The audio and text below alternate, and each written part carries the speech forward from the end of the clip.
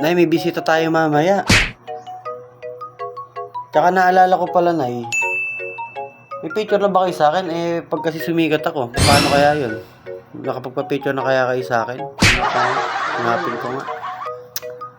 Bisita tayo, guys. Yung aking marit pare. Kaya lulutuan natin sila ng mabisa merienda. Tara!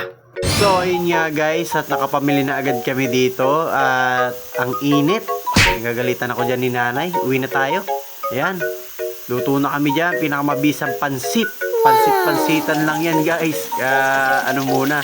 Pagpasensya nyo na marit pare. Mabilisan lang kasi yung gayak na to. Kasi sabi mo, papunta ka na. Kaya eto, mabilisang gisahan. Nilagay-lagay ko na agad yan yung pansahog-sahog. Ayan o, diba? Sobrang bilis ng pangyayari.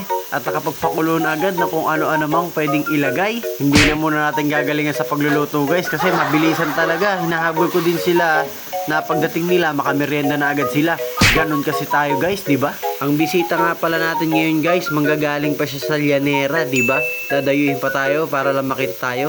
Kasi wala na doon sila makitang cute doon.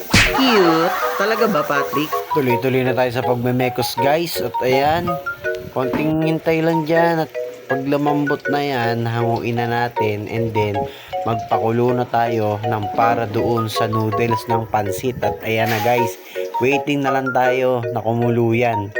At makikita na natin ang pinakamalupit na yon nilagay na agad. Diba? Nakita nyo naman guys, pag lambot nyan, talaga namang, sobrang dabis mo talaga magluto, Patrick, kahit ganyan-ganyan lang yan. At pinag-rumble ko na din dito guys, kasi kung tatagalan ko pa, baka mainip kayo. Kasi nagugutom na din ako. At may bisita na tayo mamaya, at waiting na lang tayo sa kanila. Time check guys, mga ano na nito, 2:40. Sabi niya, mga 3 daw, andito na sila. Stanley, alas 6 na, alas 3 ang usapan. Grabe ka. So, hi ka muna. Hi, Bia Pot. Hi! Wow! At ayun guys, 7 PM na sila dumating. Scam ka, Stanley. Shoutout sa'yo, Bia Pot. Napaka-cute mo. At ang laki mo na. Bilang ko na, 4 lang sila dyan. Sasalit-salit. Tanga na, kumikita din sa akin mga yun.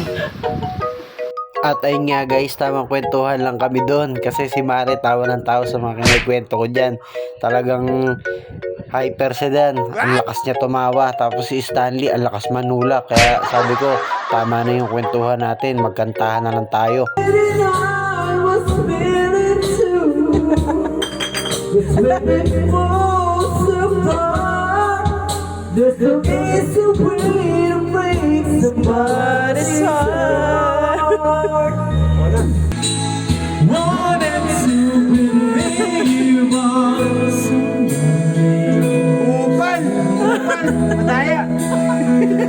At ayun nga guys, sabi ko, inom muna akong tubig kasi parang nalalamangan mo na ako. Dinadaya talaga ako yan ni Stanley.